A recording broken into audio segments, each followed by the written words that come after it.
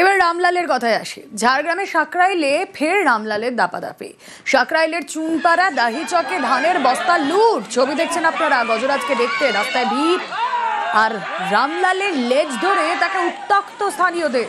বনকর্মীরা দেরিতে আসায় সরব স্থানীয়রা। ঝাড়গ্রামের সাকরাইলে ধানের বস্তা লুট রামলাল।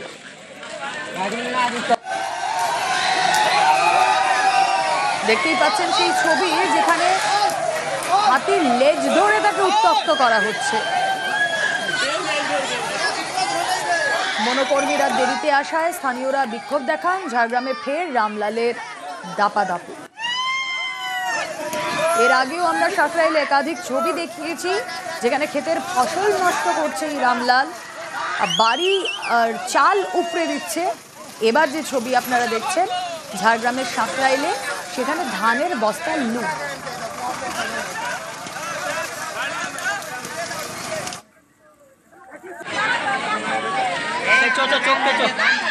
আমাদের প্রিয় রামলাল হাতিটি নিয়ে হচ্ছে রাস্তা ধরে ডাহি চক থেকে চুনপাড়ার গ্রামে প্রবেশ করে চুনপাড়াতে একটা বাড়ি থেকে এক বস্তা ধান বের করে খেয়ে আবার সবার প্রিয় রামলাল লোকালয় হয়ে জঙ্গলে প্রবেশ করে।